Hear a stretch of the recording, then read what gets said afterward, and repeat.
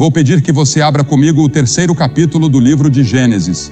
E no final desse capítulo diz o seguinte: E o Senhor Deus disse: Eis que o homem se tornou como um de nós, para conhecer o bem e o mal.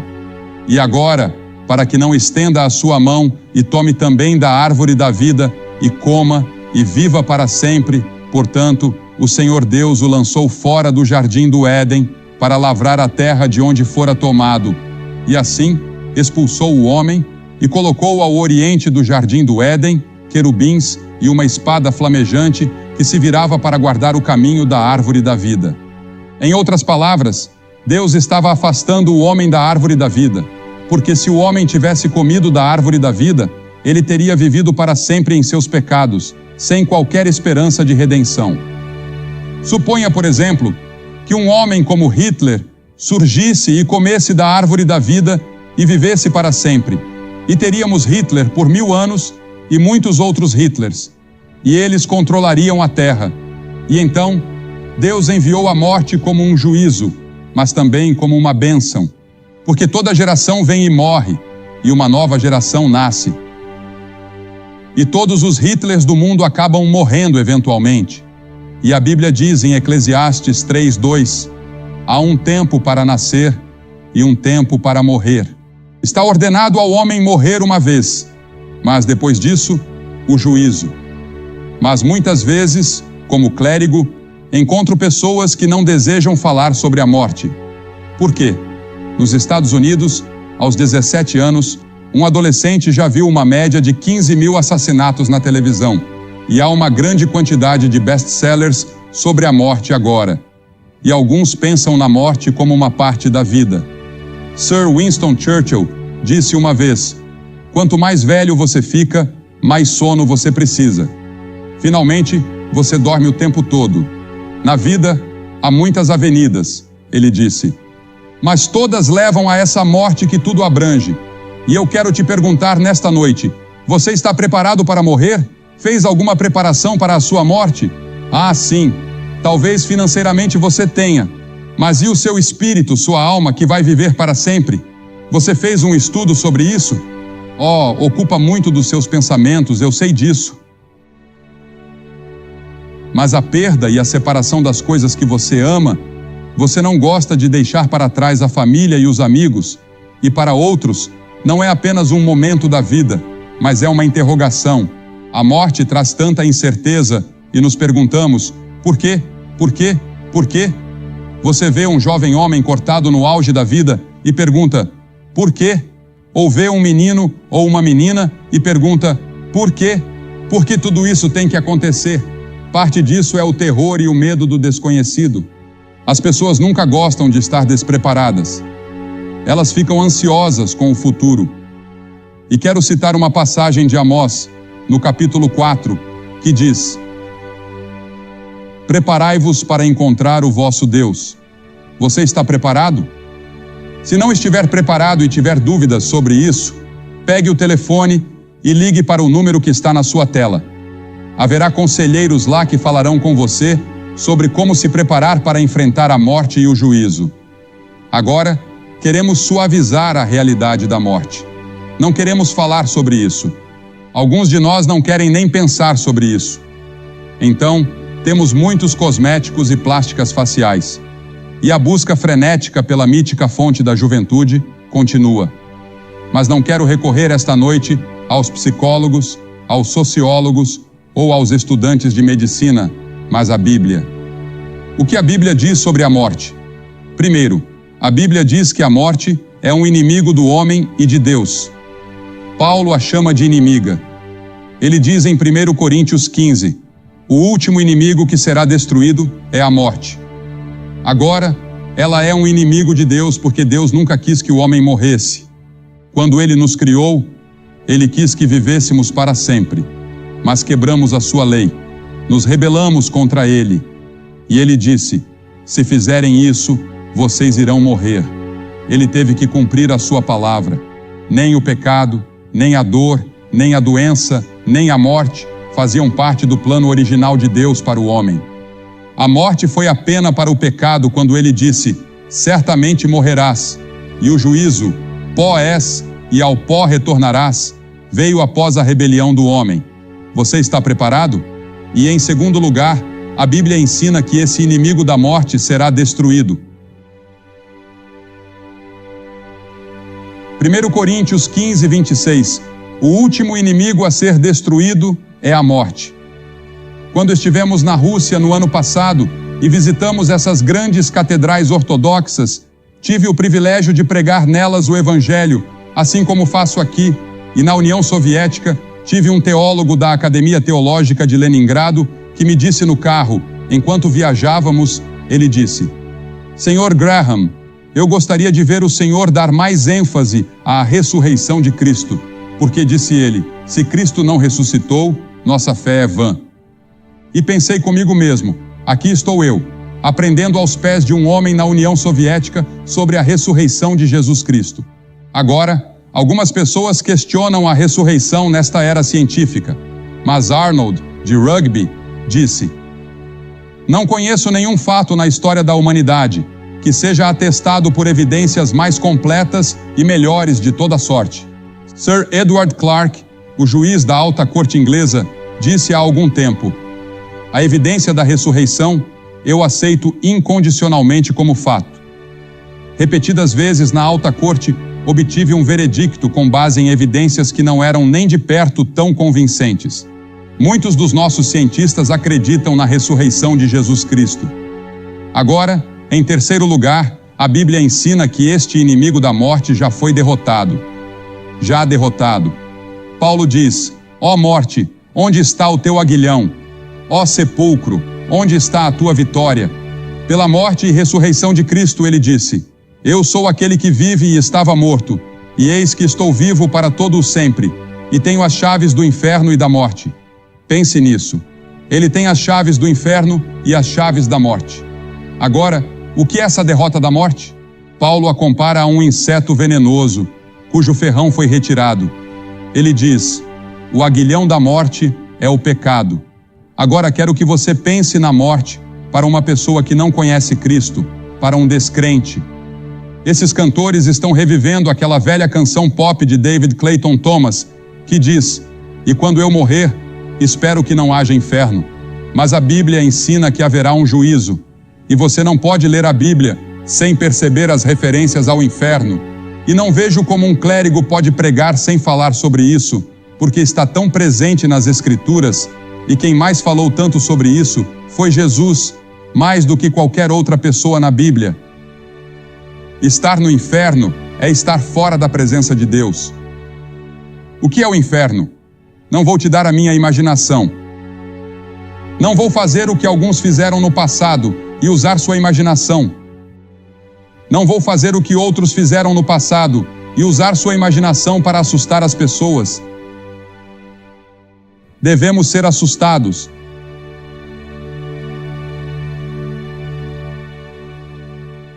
Mas quero te dizer o que eu acredito que a Bíblia ensina. Existem 3 palavras que descrevem o inferno na Bíblia para mim. Uma delas é fogo, pois o nosso Deus é um fogo consumidor, diz Hebreus 12. Mas a Bíblia também ensina que o fogo é usado simbolicamente. Diz: as nossas línguas estão acesas pelo fogo do inferno. Isso não significa combustão literal em Tiago. É simbólico, e Jesus usou esse símbolo repetidamente. Eu acredito que o fogo é uma sede por Deus Todo-Poderoso, que nunca será saciada. Você sairá para a eternidade com sede de Deus, e nunca o encontrará. E nunca encontrará a realização que perdeu nesta vida. E depois, em segundo lugar, a palavra escuridão. A Bíblia diz: Deus é luz. E Mateus 8,12 diz: mas os filhos do reino serão lançados nas trevas exteriores. O inferno é chamado de trevas exteriores. É separação de Deus nas trevas. Essa é a razão pela qual aqueles que vão para o inferno não verão mais ninguém. Estará escuro demais. Você não vai para lá e montar um clube noturno e se divertir com belos campos de golfe e todas as coisas boas como alguns pensam. Não. É separação de Deus, das trevas, da luz. E então, a terceira expressão que Jesus usa é a segunda morte. Deus é vida. Estar separado da vida, e a morte e o inferno foram lançados no lago de fogo. Esta é a segunda morte, diz Apocalipse 20:14. Você morre pela primeira vez naturalmente. Seu corpo morre. Agora sua alma, seu espírito ainda está vivo, mas está morto. Está morto para Deus, assim como está hoje à noite.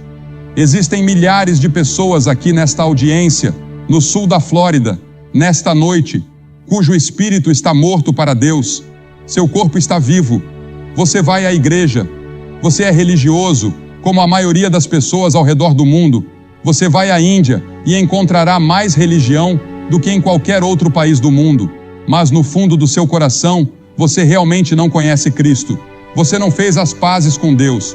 Agora Deus não tem prazer no inferno. Ele não criou o inferno para você. Ele fez o inferno para o diabo e seus anjos.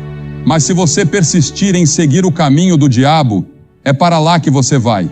Agora, quando Jesus Cristo morreu na cruz, isso foi um juízo. Deus julgou Cristo no seu lugar.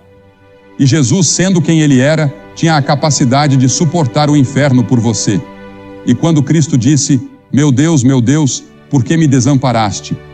Naquele momento terrível, de uma forma que não podemos compreender ou entender, o Senhor Jesus Cristo e seu Pai foram separados. E Jesus tomou as dores do inferno. E ele sofreu naquele momento tudo o que o homem algum dia será chamado a sofrer.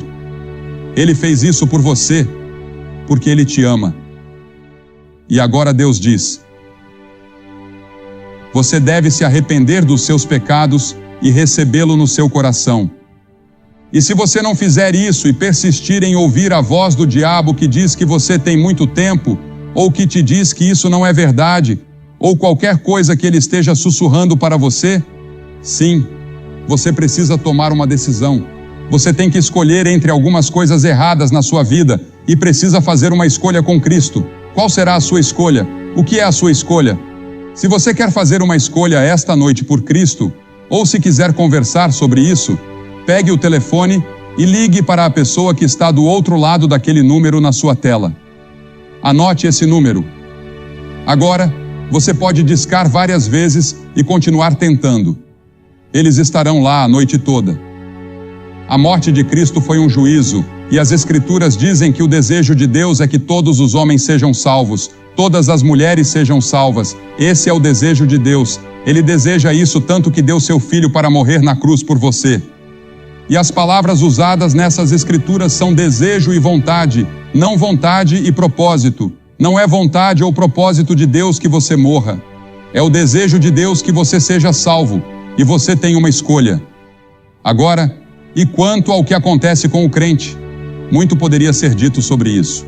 Eu poderia falar a noite inteira sobre o céu e sobre as alegrias, a emoção e o entusiasmo que será o céu para todos nós que conhecemos Cristo. Em Cristo, o julgamento já passou, a tempestade acabou, o inferno passou. Se você conhece Cristo, não haverá julgamento para você. Portanto, agora, nenhuma condenação há para os que estão em Cristo Jesus. Não há inferno para você. Você viverá eternamente com o Senhor Jesus Cristo e com os santos de todas as eras. Pela sua morte, ele destruiu a morte. Em Cristo, não vemos mais a morte como o rei dos terrores. Paulo disse: tenho desejo de partir e estar com Cristo, o que é muito melhor. Ele disse que estar com Cristo é melhor do que viver aqui e agora. Eu quero estar com Ele, disse o apóstolo Paulo. Por quê? Foi porque ele trabalhou tanto para Cristo ou porque sofreu tanto? Não. Ele estava pronto porque, há muito tempo, ele havia encontrado Cristo na estrada de Damasco e teve uma experiência com o Senhor Jesus Cristo. E Cristo entrou em seu coração e ele encontrou uma realização, uma paz e uma alegria. Ele encontrou o propósito e o sentido de sua vida quando teve aquele encontro com Cristo. Você pode ter a mesma experiência com Cristo esta noite, bem aqui, antes de sair daqui. Muitas pessoas pensam que é um longo processo, e pode haver um processo no qual você é convencido pelo Espírito de Deus, e pode haver um processo como o nascimento. Há o momento da concepção, os meses de gestação, depois vem o nascimento e depois vem o crescimento. Todos esses São diferentes passos e diferentes processos. Alguns podem acontecer quase de uma vez. Não sabemos como o Espírito Santo age nesse momento na vida de cada indivíduo. Às vezes é individual, mas hoje à noite você precisa dar um passo em direção a Cristo e ter certeza. Se você não sabe e não tem certeza, seja certo. Muitas pessoas não têm uma data para quando vieram a Cristo, mas é bom para muitas pessoas vir e fazer uma data e dizer: sim, aquela foi a noite em que eu me tornei certo. Agora, a conquista da morte é a grande realização final do que chamamos de cristianismo e judaísmo. A morte física é apenas uma transição da vida na terra com Cristo para a vida eterna no céu com Cristo. É como passar por uma porta quando você morre. Você sai de um quarto e entra em outro maior, que é mais bonito e mais maravilhoso. E a transição que chamamos de morte é baseada no fato de que Jesus foi ressuscitado dentre os mortos. Porque sabemos que Cristo, sendo ressuscitado dos mortos, nunca mais morrerá. A morte já não tem domínio sobre ele, diz Romanos 6, porque assim como em Adão todos morrem, assim também em Cristo todos serão vivificados. Você não morrerá sozinho se conhecer a Cristo. Eu acredito, como disse em um livro que escrevi sobre anjos, que existe um anjo da morte. E esse anjo vem e te toma pela mão e te conduz à presença de Cristo. É uma coisa maravilhosa morrer como um crente. Eu vi crentes morrerem e vi aqueles que não conheciam Cristo morrerem, e há uma grande diferença na maneira como eles morrem. Hoje em dia, as pessoas estão tão sedadas que não temos mais as últimas palavras delas como antigamente. Mas eu tenho muitas lembranças de pessoas morrendo e falando sobre a música que elas ouvem, falando sobre quem elas veem. Minha própria mãe tinha ela parecia ser capaz de ouvir e ver o futuro. Jesus disse: quem crê em mim jamais morrerá. Crês tu nisso? Ele quis dizer que você jamais morrerá espiritualmente. Um ateu só vê um fim sem esperança para a vida, mas o cristão vê uma esperança sem fim. Olhamos além da nossa tristeza presente para o triunfo de Cristo. Bem-aventurados os mortos que morrem no Senhor. Mas Cristo traz uma liberdade permanente do mal para o crente que morre nele. Aqueles que não conhecem Cristo podem não desejar isso. Eles podem preferir. Continue vivendo nos seus pecados. Você tem pouco tempo, então aproveite. À medida que envelhecemos, a vida vai nos pressionando. Aproveite o máximo agora. Essa é a filosofia de muitos aqui no sul da Flórida, assim como em todo o mundo. Você não tem muito tempo. Você estará na eternidade, e a decisão que tomar esta noite pode decidir onde você estará. Você conhece Cristo? A palavra partir. A Bíblia usa a palavra partir. Veja, a Bíblia ensina que somos cidadãos de dois mundos agora. Eu sou cidadão dos Estados Unidos, mas também sou cidadão do céu. Sou cidadão de outro mundo, o céu. E é para lá que vou, e estarei lá. Não vai demorar muitos meses ou anos até eu ir. A grande maioria da minha vida já foi vivida. Meu registro já foi feito. Não tenho muito mais tempo. Eu sei disso. Não pretendo me aposentar. Sinto-me com 18 anos de idade, mas sei que não sou. Posso olhar para as radiografias quando as tiram e ver o desgaste de um osso aqui e ali por algo que nem sei o que é. Não posso sentir, mas sei que, em algum momento, eu sentirei. Isso começará a ter efeito sobre o corpo. Todos nós morremos. Eu não vou escapar disso.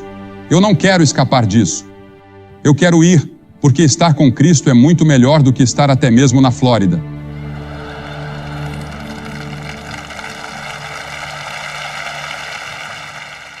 A Bíblia diz: seremos como Ele, pois o veremos como Ele é. Napoleão uma vez disse: eu morro antes do meu tempo e meu corpo será dado de volta à terra para se tornar comida para os vermes. Tal é o destino que logo terá o grande Napoleão. Que contraste com as palavras de Jó. Ele disse: eu sei que meu Redentor vive, e embora depois de minha pele os vermes destruam este corpo, Ainda assim, em minha carne verei a Deus. Eu estou ansioso para vê-lo face a face. Há uma antiga oração inglesa que diz: Senhor, concede que minha última hora seja a minha melhor hora. Paulo disse: combati o bom combate, terminei a corrida, guardei a fé. Um bispo anglicano do século passado disse: espero que quando eu chegar à morte, não tenha que dizer, eu gostaria de ter amado mais a Cristo. Eu vou pedir a você esta noite para ter certeza de que está pronto. O que você tem que fazer? Pai, mãe, idoso, menino ou menina? Nunca sabemos neste mundo em que vivemos quando alguém vai partir. Você sai para essas estradas e ruas e nunca sabe. Você está pronto? O que eu tenho que fazer para estar pronto? Primeiro, a Bíblia ensina que você deve se arrepender dos seus pecados. E você pergunta, bem, o que é arrependimento? Arrependimento é mudar sua mente em relação a Deus e em relação a si mesmo, vendo-se como um pecador e vendo a santidade e a justiça de Deus, olhando para a cruz de Cristo e vendo que Ele morreu por você. Mas também significa uma mudança de vida. Você vai mudar seus hábitos a partir deste momento. Você vai pedir a ajuda de Deus. Você pode não ser capaz de, pode não ter força para, mas se pedir a ajuda de Deus, Ele vai te ajudar. E então, a segunda coisa que você deve fazer é crer. A palavra crer significa mais do que simplesmente acreditar com sua mente. Significa se entregar. Entregar todo o seu ser a Cristo como Salvador e Senhor. E então, a terceira coisa, você deve estar disposto a segui-lo e servi-lo. Você está disposto a fazer isso? Você diz, Billy, eu decidi isso anos atrás. Você realmente decidiu? Muitas pessoas mais velhas têm sido religiosas, assim como as pessoas mais jovens, porque eu era jovem quando aceitei Cristo e vice-presidente da sociedade de jovens na minha igreja. Mas eu sabia que eu realmente não conhecia Cristo. Eu já sabia disso. E quando pediram para as pessoas virem e tornarem isso certo, eu fui. E estou tão feliz por ter feito isso naquela noite. Você pode ter certeza disso hoje à noite. Eu vou pedir que você venha e fique em frente a esta plataforma, como vimos 100 pessoas fazerem todas as noites. Estou pedindo que você venha publicamente. Ele disse, se você não estiver disposto a me reconhecer publicamente diante dos homens, eu não o reconhecerei diante do meu Pai que está no céu. Há algo sobre vir publicamente que ajuda a resolver isso. E eu vou pedir que você venha. Se você estiver com amigos ou parentes, eles vão esperar. E depois que todos tiverem vindo, eu vou dizer uma palavra para você, orar com você e lhe dar alguns folhetos para ajudar em sua vida cristã. Levante-se e venha. Vamos esperar por você. 100 de vocês. Se vocês vierem dessa arquibancada lá atrás, vai levar cerca de 1 minuto, talvez 1 minuto e meio. Da arquibancada e dessa aqui perto, quase 2 minutos. Levante-se e venha agora. E depois que você vier, vamos ficar aqui por alguns minutos, orar, e então você volta para se juntar aos seus amigos. Muito simples, mas muito importante, porque o seu futuro eterno pode depender do que acontece esta noite. E você que está assistindo pela televisão, pegue o telefone e ligue para aquele número e faça seu compromisso com Cristo, assim como as pessoas já estão começando a vir aqui, neste estádio, em Fort Lauderdale, na Flórida. Levante-se e venha agora. 100 de vocês. Vamos esperar.